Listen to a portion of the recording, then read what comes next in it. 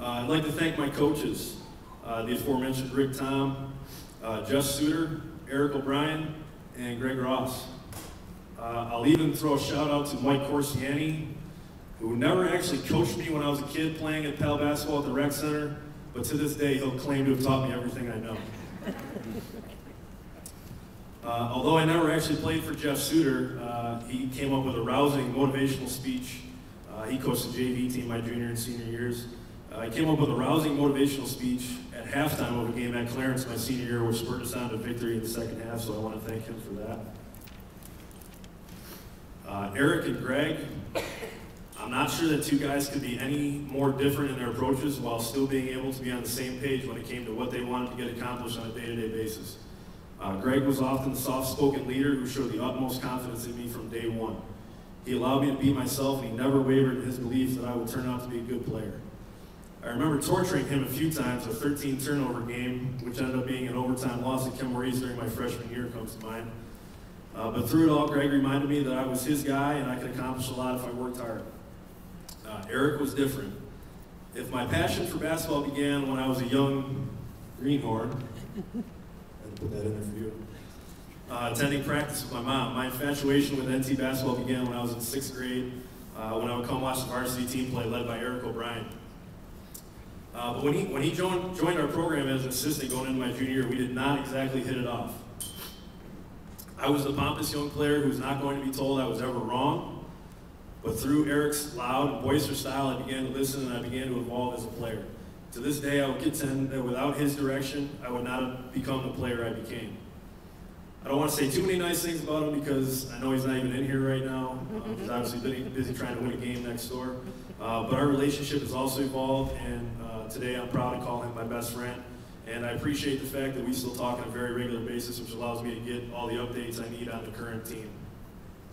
All in all, the experience that Greg and Eric provided me with only strengthened my desire for basketball, so much so that it led me to a successful college career at Buffalo State, and ultimately led me to choosing coaching and working in athletics as my professional occupation. The best thing about all the coaches I mentioned is that today I can call them all close personal friends.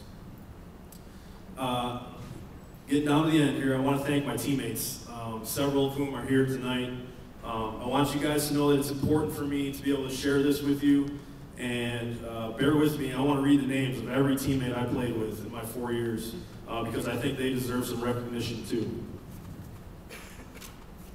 Matt LaRoche, Tim Vaughn, Mark Knockreiner, Sean Ross, Adam Day, Aaron Day, Eric Gerfin, Joe Dagler, Ron Levine, Jason Geyer, Greg Laska, Aaron Regdos, Luke Brown, Dan Sass, who's here tonight, Mike Giacarino, Ben Ganschow, Jeff Piscucci, who's here tonight, Glenn Gebhardt, who's here tonight, Scott Forster, Ed Forster, Tony Tasner, who's here tonight, Tim Miller, Mike Milne, who's here tonight, John Witt, who's also here tonight, Alex Domorotsky, Tim Murphy, Keith Rogers, Phil Pusha, Mike Hermoic, and my good friend, the late Brian Kennedy. I would not be standing up here if it wasn't for you guys, and I want you to know that I appreciate all the support you guys provided me with during our time together and the friendships I've developed with so many of you. Your belief in me gave me so much confidence on a nightly basis to be able to go out and lead the team. I hope I was the kind of teammate that you were proud to play with. I feel very honored and privileged to have been part of the North Tonawanda basketball program, and I feel that the same way about being an inductee of the NT Basketball Hall of Fame. We were able to accomplish some special things as a team, and I'm grateful to have played in some great games with great teammates and great coaches. I only hope that the current players and those who will play here in the future are continually given the same opportunity to have a fun and competitive experience as I have. Now that I work as a coach at the college level, I keep a framed motivational quote on my desk that reads, "Statistics are important, but relationships last forever." I think the same can ring true in my time here at NT, because no matter how many points were scored or how many games were won or lost, the thing I cherish most are the relationships I've developed with all the people I've mentioned due to the common bond we share as people who are passionate about NT basketball. One last thank you goes out to my boss, Steve Silsby, who was a 1987 NTHS graduate and a former basketball player here.